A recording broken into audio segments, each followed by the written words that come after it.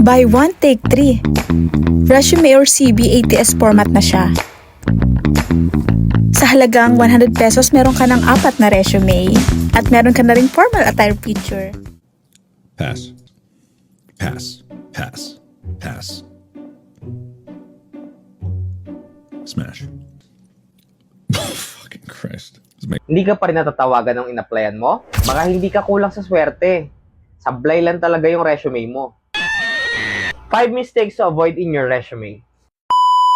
Una, sobrang haba. Fresh grad ka pa lang, 1 page is enough.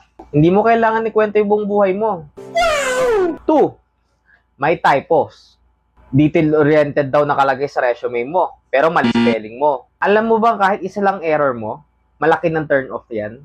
What the fuck? Number 3, may photo ka kahit hindi kailangan. Unless required sa industry, tanggalin mo na. Hindi ka papasok sa modeling agency, bro. Number 4, a cringe at generic na objective to contribute to the company's success. Madalas ko nakikita yan. Gawin mo specific please or tanggalin mo na lang.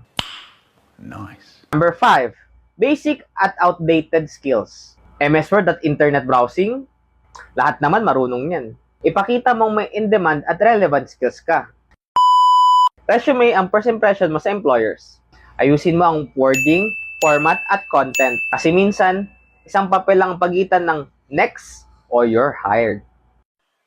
Kung hindi pa rin ganito ang format ng resume mo, malamang hindi makarating sa mga recruiters ang application mo. Hi, this is HR Mimi. Quick tips lang ito ha.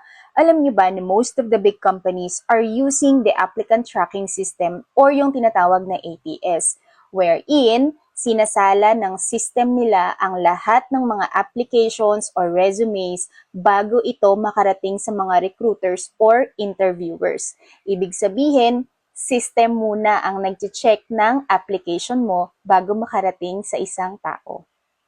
Kaya naman applicants, siguraduhin nyo na ATS-friendly ang resume ninyo katulad nito bago kayo mag-submit ng inyong application.